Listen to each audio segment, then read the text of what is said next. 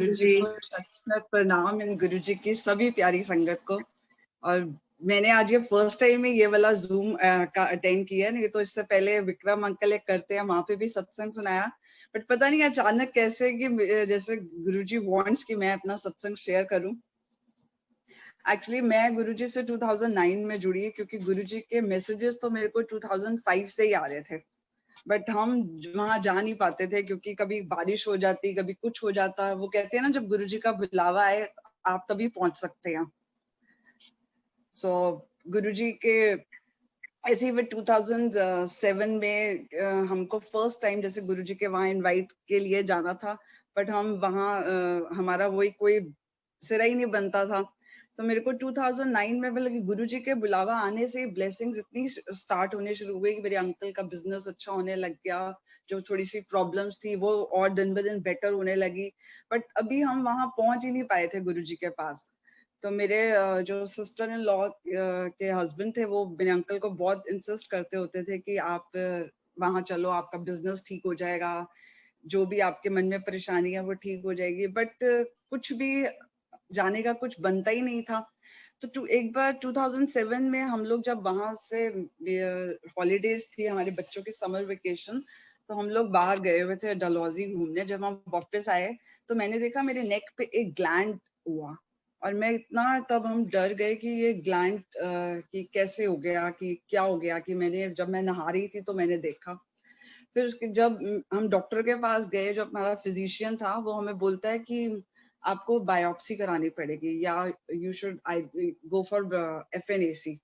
तो मैंने और हम ना इस कैंसर और या बायोप्सी के नाम से बहुत डरते थे, क्योंकि मेरी सिस्टर इन लॉ को 2004 में कैंसर हो चुका था।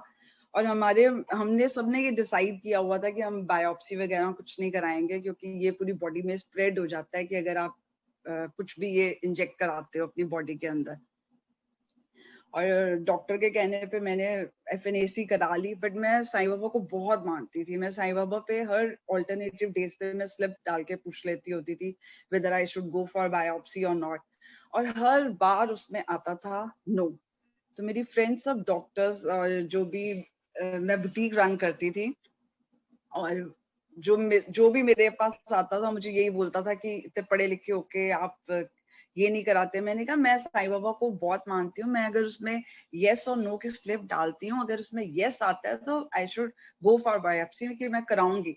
बट हमेशा आता था नो। और हमारा रूटीन था कि हम हर दिवाली पे हम लोग होते थे वैष्णो देवी, और होली पे हम होते थे शिरडी साईं बाबा के मंदिर।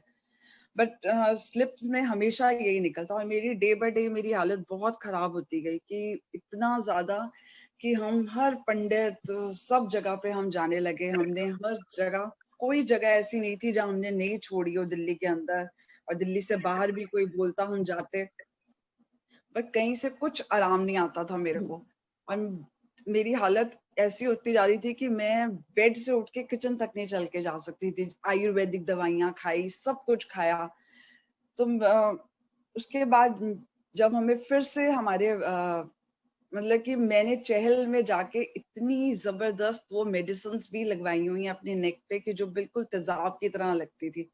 और मैं लास्ट में उनको मैं बोल के आई कि मैं पहाड़ों पे मैं हाथ जोड़ के आई कि अब मैं यहाँ पर कभी नहीं आऊंगी, कि मैं परेशान हो चुकी हूँ। ये हर 15 दिन बाद वो मेडिसिन लगती थी। और उसके बाद जब मैं वापस आई तो हमारे बुटीक पे मेरे हस्बैंड के कजन और उनकी वाइफ आई, और उन्होंने जैसे हमें बहुत डांट के बोला हो कि आपको हम गुरुजी का बता रहे हैं, रीना को वहां लेके जाओ, ये वहां पे ठीक हो जाएंगी। पर मेरे अंकल बहुत थक चुके थे सब जगह जाके, तो वो बोलते थे कि हमें कहीं नहीं जाना, जो हमने इधर उधर अरदास लगानी है वो हम सीधा डायरेक्ट भगवान को लगाएंगे। बट उस टाइम ऐसे लगा कि जैसे उनका नेक्स्ट डे फिर फोन आया कि जैसे वो बहुत जबरदस्ती उन्होंने हमें गुस्से में बोला, और वो गुरुजी का ही बुलावा था, क्योंकि गुरुजी तो हमें 2007 से पहले भी हमें इतने कॉल्स भेजते थे, बट हमारा जाना ही नहीं हो पाता था। मगर गुरुजी की ब्लेसिंग स्टार्ट हो चुकी थी। और जब उन्होंने हमें बहुत गुस्सा करके बोला कि नहीं आप लेके जाओगे रीना को, तो मेरे अंकल रेडी हुए।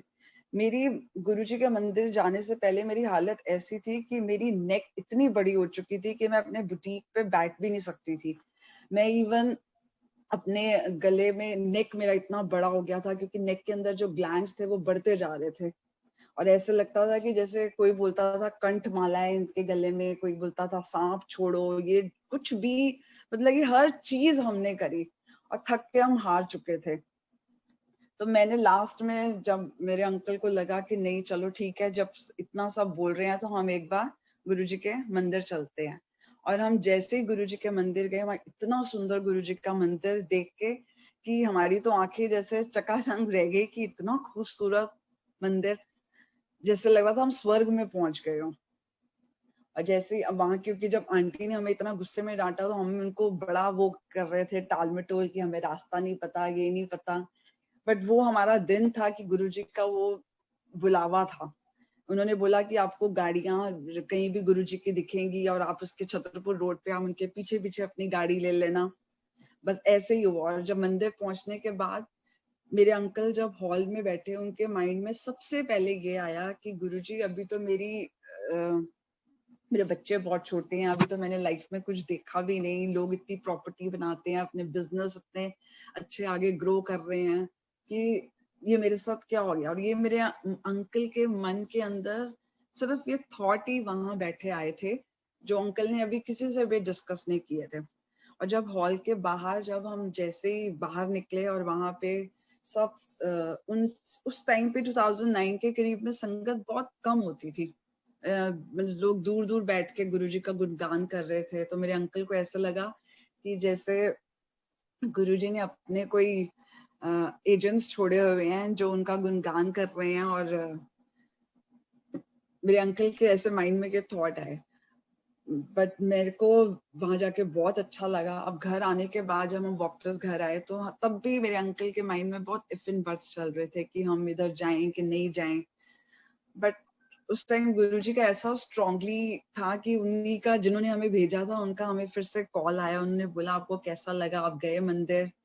और हमने उनको बताया तो उन्होंने हमें बहुत बोला कि नहीं तुमने वहां जाना है, वहां से ठीक। और जबकि अभी जिन्होंने हमें इंसिस्ट किया था वो अभी तक वो मंदिर नहीं गए थे, उनके भी किसी फ्रेंड ने उनको बताया। और सबसे पहले उन्होंने हमें ये बोला कि वो, उनसे मेरी हालत देखी नहीं जाती थी क्योंकि मैं बुटीक पे बैठ नहीं सकती थी, मैं किसी से बात नहीं करती थी, मुझे अच्छा नहीं लगता था कोई मुझसे बात करे। 24 घंटे मैं नेक पे अपना दुपट्टा लेके बैठी रहती थी।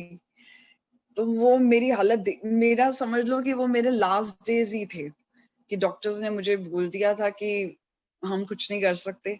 जब हमें बोला कि आप वहां जाओ, आप ठीक हो जाओगे, आपको अच्छा लगा मंदिर, तो हमने, मेरे अंकल ने भी सोचा कि ठीक है चलो हम रीना वहां ही जाया करेंगे। और जबकि मैं और मेरे अंकल हम किसी अलग अलग रूम में बैठे थे, हम दोनों एक साथ उस रूम से बाहर निकले और हमारे माइंड में एकदम ही यही थॉट आई और दोनों के मन से यही निकला कि हम गुरुजी के बड़े मंदिर जाया करेंगे। तो हमने गुरुजी के बड़े मंदिर जाना स्टार्ट किया। जब मैं थर्सडे गई, मैंने देखा कि वहां पे जो मैं अन्न नहीं खा पाती थी, मेरे अंदर रोटी नहीं जाती थी, जो मेरा वेट इतना कम हो चुका था कि मैं बिल्कुल ब्लैक हो चुकी थी, वहां देखा कि मैंने गुरुजी के मंदिर में जाने से मैंने वहां पे जो लंगर प्रसाद खाया, मैंने अन्न खाना स्टार्ट कर दिया। डे बाय डे मुझे लगने लगा कि मेरे को शायद गुरुजी ही, क्योंकि मैं तो अपनी लाइफ हार चुकी थी और मुझे पता था कि मैंने बचना तो है नहीं। तो मेरे को था कि मैंने लास्ट अब गुरुजी पे अपनी लाइफ सरेंडर छोड़ देनी है कि गुरुजी जैसे करेंगे ठीक है, मैं उनको कंप्लेन नहीं करूंगी। अब मैंने गुरुजी के जब ये सब चीजें बोली तो वहां पे जब हम जाते थे तो मंडे को मैंने संगत से सुना कि जब वो गुरुजी का गुणगान कर रहे थे, और एक अंकल बोल रहे थे कि गुरुजी बोलते होते थे कि साईं बाबा मेरा बेटा है और शेरावली माता मेरी बेटी है, उन्हें परेशान ना करो। तुसी जेड़ी भी अर्जियां अरदास लगानियां होंदियां ने वो सब मेरे पास ही आनी होती हैं। तो मुझे ऐसे लगा कि मेरी लाइफ का तो दी एंड है। तो मैंने कहा गुरुजी, मैंने अपनी लाइफ आप पे सरेंडर करी। मैंने कहा आप चाहे मुझे रखो चाहे नहीं रखो, मैं आपको कंप्लेन नहीं करूंगी। क्योंकि मैं, जब हम जाते थे तो मेरे को एक आंटी वहां पे मंडे को मिली, वो मेरे को सबीना आंटी बोलती हैं कि रीना तू ना गुरुजी का लंगर प्रसाद खाने आया कर, कोई भी गुरुजी के डेज चूज कर ले। तो मैं, हमारा गुरुजी ने किया मंडे एंड थर्सडे, हमारा डे गुरुजी ने फिक्स कराया। एंड शी सेड कि तू शिव पुराण पढ़ा कर, उन्होंने मेरे अंकल को बोला। और मेरे अंकल रेगुलर शिव पुराण पढ़ने लगे। सब एस्ट्रोलॉजर सब ने बोल दिया था कि इनके कोई बचने के चांसेस नहीं है, ये नहीं बचेंगे, इनको भगवान से मांग के लाना पड़ेगा, सभी यही बोलते थे। वो तो ये बोलते थे कि ये इनके चांसेस ही नहीं है बचने के। बट मैंने गुरुजी को, क्योंकि मुझे पता था कि मेरी तो लाइफ अब दी एंड है, तो मैं गुरुजी को अपनी लाइफ सरेंडर कर दी। मैंने कहा आप चाहे रखो चाहे नहीं रखो। अब क्या हुआ कि जब मैंने गुरुजी पे लाइफ सरेंडर करी तो मेरा बायोप्सी का बना। बट मुझे पता है कि साईं बाबा ने भी क्यों नहीं होने दिया, क्योंकि मेरे ठीक होने के बाद डॉक्टर्स बोलते थे कि आपकी ये बॉडी में बार बार रीअकर हो जाता है। तो गुरुजी ने जब मेरा सलाह बनाया, मेरी बायोप्सी हुई, मैंने अपनी बायोप्सी कराई और मेरी बायोप्सी में किसी को एक जगह कैंसर होता है, मेरे को फुल बॉडी में, हेड से लेके पैर के टो, मेरी पूरी बॉडी में वो कैंसर फैल चुका था। तो अंकल ने मेरे अंकल बहुत परेशान ये सब चीजें देख के, क्योंकि पहले वो अपनी सिस्टर को देख चुके थे, उसके बाद फिर से ये कैंसर। तो हमें ये चीज बहुत इरिटेट करती थी। उसके बाद जब अंकल, मैं अपनी रिपोर्ट्स लेके हम गुरुजी पे हमने वहां पे कराई ब्लेस, और अंकल ने वहां पे जो सेवादार थे, एक अंकल थे, उन्होंने मेरे को बोला कि आप इनके लिए लोटा ब्लेस कराओ। मेरे अंकल ने लोटा ब्लेस कराया। मेरे अंकल सेवा करते थे उस लोटे की, और मैं उसको जैसे रात को सेव भर के रखते थे और मैं सुबह आधा पीती थी और आधा नहा लेती थी, क्योंकि वो मेरी मेडिसिन थी। और इसी तरह जब मेरे मम्मी पापा को तो पता था कि मेरी लाइफ के दिन बहुत कम रह गए हैं, और मेरी रिपोर्ट्स में क्या था कि मेरे हेड से लेके पैर के टू के अंदर से फुल कैंसर से भरे हुए थे मेरे लिम्फ नोड, जो मुझे भी नहीं पता था कि इतना ज्यादा मुझे कैंसर मेरी बॉडी में स्प्रेड हो चुका है। और एक बार हम बैठे, जब मंडे का दिन था, हम समोसा प्रसाद और चाय प्रसाद ले रहे थे, तो एक आंटी मेरे पास आई और मेरे मम्मी पापा भी मेरे साथ थे। तो वो बहुत रो रहे थे हम, क्योंकि हमें पता था कि अब डॉक्टर्स ने भी बोला है कि बस इनके 10-15 दिन ही, आप प्रेयर कर लो। तो एक आंटी आई हमारे पास और उन्होंने ब्लैक पर्स पकड़ा हुआ था और मेरे घुटने पे हाथ रख के कहती हैं, ठीक हो जाएगी, ठीक हो जाएगी, ठीक हो जाएगी। वो मुझे 3 बार ये कह के चली गई। उसके बाद वो आंटी कभी हमें दोबारा मंदिर में वो नहीं देखी। और इसी तरह जब मेरा फिर ट्रीटमेंट स्टार्ट हुआ, बट गुरुजी ने क्या किया कि मेरा ये बायोप्सी से पहले, जब मेरे अंकल के माइंड में जो थॉट्स आ रहे थे, जब हम फर्स्ट टाइम मंदिर गए कि सबकी प्रॉपर्टीज बनी, उनको घूमने का इतना शौक था, तो गुरुजी ने क्या किया, वो थोड़े पीरियड में मेरे को, मेरी बायोप्सी से पहले मुझे थोड़ा बेटर किया। गुरुजी ने मुझे 1 महीने के लिए यूएस भेजा।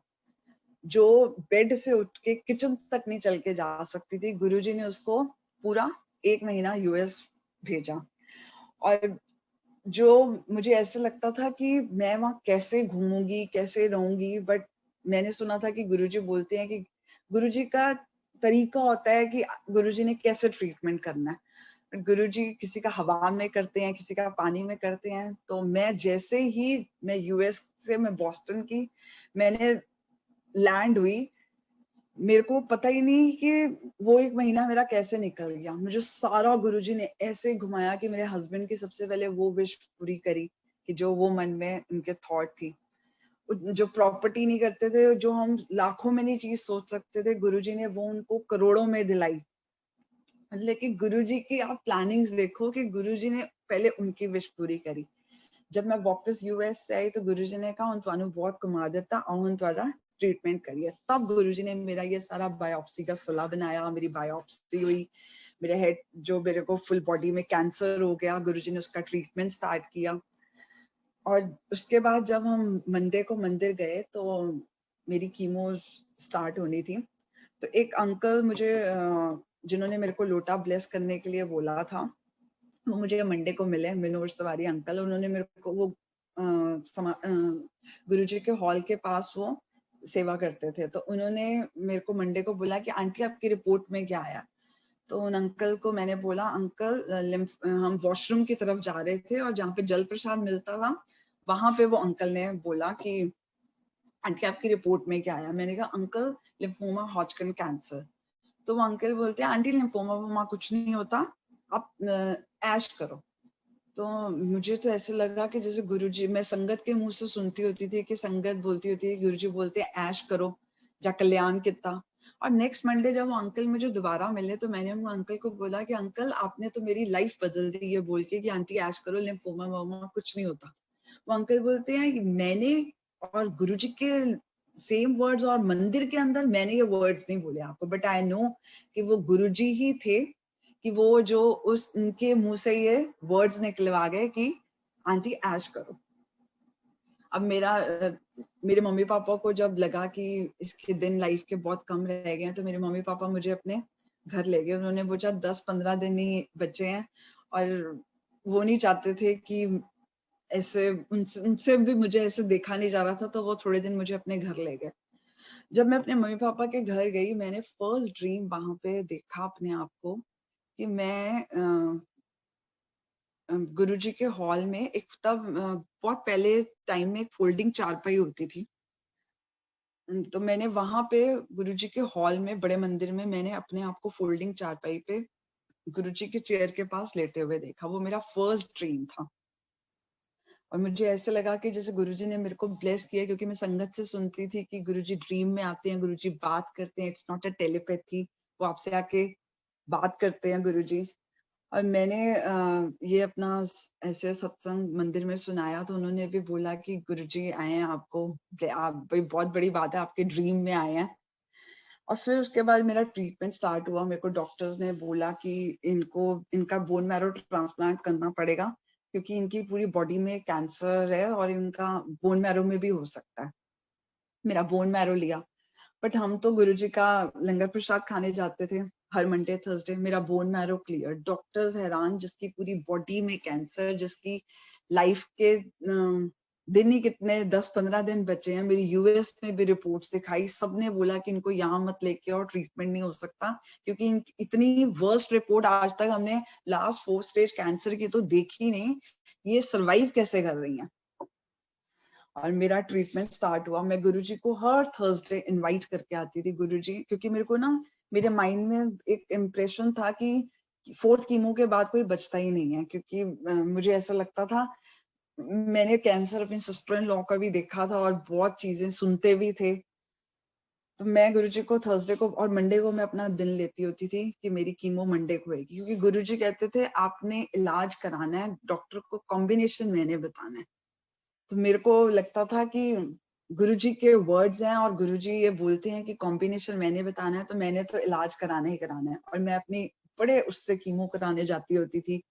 और सब डॉक्टर्स वगैरह, मेरे को कीमो से पहले, जब मेरे स्टार्ट होने से पहले, मेरे को इतनी इचिंग होती थी, क्योंकि मेरे को कैंसर इतनी पूरी बुरी तरह मेरी बॉडी में स्प्रेड हो चुका था कि मेरी बॉडी में से सेल स्प्लिट होते थे। वो इतनी इचिंग कि मैं एम्ब्रॉयडरी कपड़े नहीं पहन सकती थी, ज्वेलरी नहीं पहन सकती थी, कोई भी चाकू चम्मच दवाई के रैपर मुझे दिखता, मैं उससे इचिंग करती रहती थी, सारी सारी रात नहीं सोती थी मैं। और मुझे ऐसा लगता था कि ये मेरे को ये इचिंग खत्म हो, कि मैं कहती थी मुझे कुछ भी मतलब कि मैंने अगर मेडिसिन खानी है तो मैंने उसके रैपर से भी अपने को इचिंग करते रहना है। इतनी मेरा हीमोग्लोबिन 6 हो गया था, मुझे ब्लड भी चढ़ा कि मेरा यूनिट, क्योंकि डॉक्टर कहता था कीमो ही नहीं सर्वाइव कर पाएंगी, इनको ब्लड चढ़ाना पड़ेगा। 6 हीमोग्लोबिन हो गया था मेरा, 36 VGK, टोटली ब्लैक एकदम, मेरे चांसेस ही नहीं थे बिल्कुल भी बचने के। तो गुरुजी ने मेरे को वहां पे भी रखा। जब मैं गुरुजी को थर्सडे को इनवाइट करके आती थी और मंडे को मैं अपनी कीमो कराती थी, वहां पे जितने भी पेशेंट्स होते थे, मैं अपने साइड पे शब्द लगा देती थी। मुझे लगता था वो भी साथ में ही ब्लेस हो रहे हैं। वहां इतना खुशनुमा माहौल हो जाता था, ऐसा लगता था जैसे हम पिकनिक मनाने जा रहे हैं। जब मेरे को इचिंग होती थी ना, तो उससे पहले मैं जब एक बार मंदिर गई तो मैंने देखा कि जो जो मैं सारी सारी रात नहीं सोती थी इचिंग करके, और मैं रह नहीं सकती थी 1 मिनट भी इचिंग करे बगैर, क्योंकि वो सेल स्प्लिट होते थे। और तब वहां मेरे को समाधि में से ना किसी ने एक फ्लावर दे दिया, वो फ्लावर जस्ट मैंने अपनी बॉडी पे टच कर लिया, और मैंने देखा जो मेरे को वो 1 सेकंड भी बिना इचिंग के नहीं, मुझसे मेरी बॉडी वो, मैं सॉरी, मैं बता नहीं पा रही। तो वो मेरे को ऐसे लगता था कि वो मेरे को फ्लावर दे दिया किसी गुरुजी की समाधि से, मेरे को 3 घंटे वो इचिंग नहीं हुई। मुझे ऐसा लगा जैसे गुरुजी कह रहे हो, देख मैं तेरी सारी उम्र के लिए खत्म करूंगा कि मैं तेरी इचिंग 3 घंटे में उन्होंने मेरे को इचिंग नहीं होने दी। कि मुझे ऐसा लगा कि मैं पता नहीं कहाँ पहुंच गई हूँ और मैं बिल्कुल ठीक हो जाऊंगी।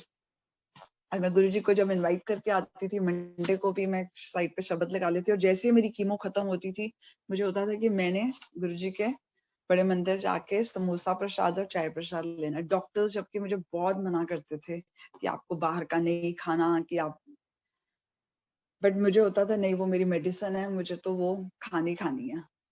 और मैं जब मेरा फर्स्ट कीमो हुआ, जब मेरा बोन मैरो लिया, तो 13 दिसंबर 2011 में गुरुजी मेरे ड्रीम में आए, और गुरुजी ने बहुत सुंदर रेड चोला पहना हुआ था, और गुरुजी मेरे को बोलते हैं कि जा, तेरी लाइफ के 10 साल और बढ़ाए। मेरे को तब भी एक बार को तो समझ नहीं आया। फिर मैंने अपने अंकल को सुबह ये सपना सुनाया, और ऐसे बड़े मंदिर में भी जब मैंने बात की तो उन्होंने बोला कि गुरुजी ने आपकी लाइफ एक्सटेंड कर दी है 10 ईयर।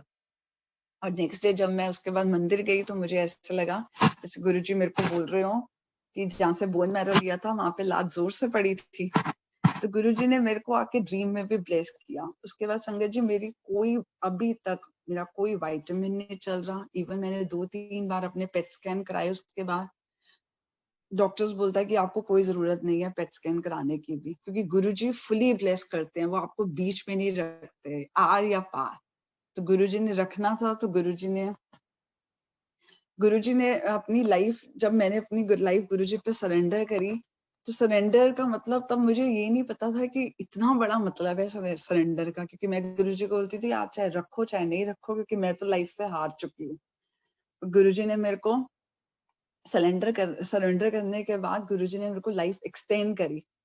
तो इसी तरह मेरे को गुरुजी ने कई बार मुझे ऐसे ब्लेस किया। गुरुजी मेरे ड्रीम में आते थे, मैं गुरुजी के साथ एक बार ऋषिकेश में वॉक कर रही ड्रीम में, तो गुरुजी ने ब्राउन पेंट टी शर्ट पहना हुआ, और गुरुजी ने मेरे को टाइट हक करके, मैंने गुरुजी को बोला गुरुजी प्लीज मैनू ना छड़ना।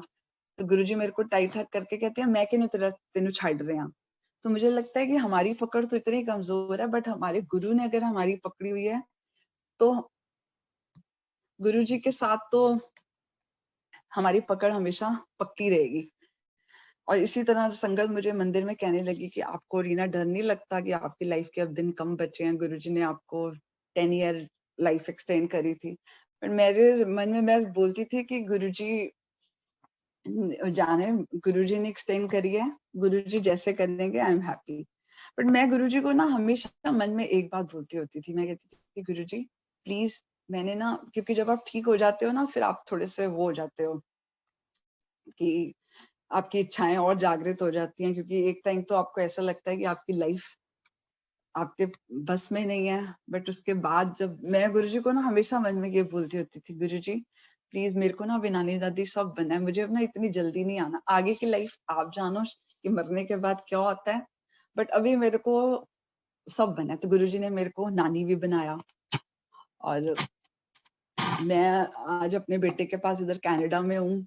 वो भी गुरुजी की टाइमिंग्स इतनी जबरदस्त हैं कि मैं उसका सत्संग भी आपसे शेयर करूंगी नेक्स्ट मुझे मौका मिलेगा तो। पर मैं गुरुजी को 2016 में भी ना मैं ऐसे मॉडल टाउन में सत्संग सुना रही थी कि गुरुजी ने मेरे को ऐसे लाइफ एक्सटेंड करी, कि गुरुजी ने कहा जा 10 इयर्स तेरी लाइफ और बढ़ाई। बट 2016 में जब मैं इस तरह से अपना सत्संग सुना रही थी तो एक आंटी वहां पे सेवादार थी, उन्होंने ना मेरे को नेक्स्ट डे फोन करके कहती हैं कि रीना जब आप सत्संग सुना रहे थे ना तो गुरुजी मैनू बार बार कह रहे थे उन्होंने जाके कह दे मैं उनकी लाइफ होर बता देती है। तो मैं और उनसे जब उनका फोन आया उससे थोड़ी देर पहले मैं अपने अंकल से बात कर रही थी कि हम तो गुरुजी को कुछ भी नहीं कहते, कि गुरुजी जैसे रखें हम खुश हैं। बट जैसे ही उनका फोन आया मुझे इंस्टेंट रियलाइज हुआ कि मैं तो गुरुजी को अपने मन ही मन ये बोलती होती थी कि गुरुजी मुझे भी नानी दादी सब बनना है। बट मैं और मुझे अपने गुरु पे इतना विश्वास था कि मुझे मुझे था कि गुरुजी मेरी लाइफ जरूर और एक्सटेंड करेंगे। बट मुझे होता था मैं संगत को कैसे बताऊंगी कि गुरुजी ने मेरी लाइफ और एक्सटेंड कर दी है। तो देखो गुरुजी ने मेरा वो सत्संग भी बनाया। मैं 2016 में जब सत्संग सुना रही थी मॉडल टाउन में, तो उन्होंने मेरे को मैसेज भेजा संगत के थ्रू कि जा उन्होंने कह दी मैं उनकी लाइफ और बता देती है। तो गुरुजी ने इस तरह मेरा एक सत्संग और बनाया। और मैं अपना, मेरे अंकल मुझे बोलते थे कि बुटीक अब बंद कर दे, अब नहीं करना, तूने बहुत कर लिया, तो अब तो अपनी लाइफ एंजॉय कर। बट फिर जब मुझे ऐसे पता, क्योंकि मेरे अंकल भी यही सोचते थे कि लाइफ तो कुछ है नहीं, तो आगे इसको और बिजनेस को स्टॉप ही कर दे, बेटर है। और जैसे ही मुझे पता चला कि गुरुजी ने क्या है, जा तेरी लाइफ और बता देती है, मैंने अपने अंकल को बोला आप वापस से बुटीक स्टार्ट करो। तो मैं जहाँ रहती थी, मेरे अंकल ने मुझे वहां, गुरुजी ने हमें वहां से मूव कराया। जैसे जो हमने जो हम काफी सालों से सोच रहे थे मूव होने की, बट नहीं, गुरुजी को वो टाइमिंग्स पता थे कि अभी मेरे पेरेंट्स मेरे पास रहते थे, मेरी इन लॉज हम सब इकट्ठे थे, कि गुरुजी को वो पता था कि अभी इसको बहुत जरूरत है अपनों की। तो गुरुजी ने तब मुझे मूव नहीं होने दिया। और जब गुरुजी ने बोला कि मैसेज आया गुरुजी का कि जा उनकी लाइफ उन्होंने कह दे मैं होर बता देती है, और गुरुजी ने हमें मेरे को फिर से मेरा बुटीक स्टार्ट कराया। मैंने सोचा कि मैं वर्कर्स को नहीं बोलूंगी, कि ज्यादा इंसिस्ट नहीं करूंगी, एक बार बोलूंगी कि अगर वो दोबारा मेरे साथ करना चाहते हैं। तो मैंने जैसे ही कॉल किया, गुरुजी ने मेरा वापस बुटीक स्टार्ट कराया, और वो भी इतना अच्छा करा दिया कि लहरे पैरे करा दी गुरुजी ने। और फिर मेरे को गुरुजी के, मैं एक बार ऐसे डुगरी गई, और डुगरी में वहां पे आई थिंक 15-16 की बात है, वहां पे गुरुजी की भतीजी की शादी थी, तो वी आर ऑल्सो इनवाइटेड। तो गुरुजी जहाँ जिस पेड़ के नीचे समाधि लगाते होते थे, वहां पे उन्होंने मेरे को, वहां पे जागो का टाइम था, तो सब लोग गुरुजी के वो मंदिर, सॉरी, पेड़ की परिक्रमा लगा रहे थे। और लास्ट में मैं ही वहां पर बची थी, मतलब कि लास्ट मैं और एक मेरे साथ थे, एक दो मेरे फ्रेंड्स, मीनू आंटी। और जैसे ही हमने वहां पे, एक बच्चा आया और उसने ना पेड़ के नीचे से एक मिट्टी ली और मेरे माथे पे उसने लगा दी। मुझे तब भी ऐसे लगा कि जैसे गुरुजी ने मेरी लाइफ एक्सटेंड कर दी। मुझे ऐसे कई इंडिकेशंस होने लगे। फिर उसके बाद हमने 2000, जब मेरी 25th एनिवर्सरी थी, तो भी मंदिर वालों को, एक आंटी आई हुई थी, उनको मेरा, जो हमने काफी अच्छा लार्ज स्केल पे गुरुजी ने अपना सत्संग कराया, और उन्होंने भी वहां पे भेजा एक आंटी को। तो आंटी ने, उनको चोला बहुत अच्छा लगा, तो उन्होंने मीनू आंटी से बात करी कि ऐसे ऐसे उनका चोला बहुत अच्छा बनाती है और उनका बुटीक भी है, तो आप ना उनसे चोले हम बनवाया करेंगे गुरुजी के। गुरुजी ने मेरे को वो सेवा भी बख्शी कि मुझे ऐसा लगता था कि, मतलब कि मैं वो वर्ड्स में नहीं कह सकती कि वो फीलिंग मुझे कैसे होती थी। और हमें नहीं पता था कि भगवान के वस्त्र बनाने से लाइफ एक्सटेंड, आपकी उम्र बढ़ती है। तो एक बार मेरे अंकल शिव पुराण पढ़ रहे थे, और उसमें हमने पढ़ा कि उसमें ये अध्याय आया कि भगवान के वस्त्र बनाने से उम्र बढ़ती है। और इसी तरह गुरुजी का वो तरीका था लाइफ ब्लेस करने का। और जब मेरे को यहाँ कनाडा भी आना था अपने बेटे के पास, तो मेरे को समझ नहीं आती थी कि क्या करें, कि कैसे आए। मैंने तो गुरुजी पे छोड़ा, मैं कहा गुरुजी आप देखो, आपने भेजना है, आप जानो कि बुटीक को क्या करना है। उन्होंने इतने अच्छे से वाइंड अप कराया और इतने तरीके से यहाँ पे भेजा। जो गुरुजी के वर्ड्स थे ना कि लिम्फोमा वोमा कुछ नहीं है, ऐश करो, वो गुरुजी आज ऐश ही करा रहे हैं। और यहाँ आने के बाद भी, जब अभी 2000, ये लास्ट जनवरी की बात है, हम लोग जब यहाँ पे आए, और हमारा कुछ जनवरी की 14 जनवरी की गुरुजी ने टिकट्स हमारी वापसी की कराई, और इंस्टेंट करा दी, क्योंकि गुरुजी नोज कि कोविड आने वाला है, मेरा बेटा यहाँ अकेला है। लेकिन गुरुजी की प्लानिंग्स के आगे तो किसी की कुछ, दिमाग अपना बंद ही रखे तो अच्छा है, क्योंकि वो जो करते हैं वो बेस्ट करते हैं। अगर हम उन पे सरेंडर करते हैं ना, तो गुरुजी बिल्कुल सही कहते हैं, आप अपनी लाइफ मुझ पे छोड़ के तो देखो, और फिर देखो मैं आपकी लाइफ का घोड़ा कैसे चलाता हूँ। और हमारी तो सारी लाइफ ही गुरुजी पे है, उन्होंने लाइफ दी मुझे। तो पहले, क्योंकि मंदिर में मुझे बोलते थे कि अगर गुरुजी ने बोला ना आपके 10 इयर्स, तो मीन्स 10 इयर्स, आपका एक दिन भी ऊपर नहीं होगा। और गुरुजी ने देखो कैसे खुद ही अपने सत्संग ऐसे खुद ही बनवा लिए कि आज मैं संगत को, वो टाइम आने से पहले ही मेरे गुरु सत्संग गुरुजी ने बनवाया कि 2016 में कैसे गुरुजी ने आके अपनी मैसेज मेरे को भेजा संगत के थ्रू कि जा उन्होंने कह दे मैं उनकी लाइफ होर बधा देती है। So thank you so much aunty.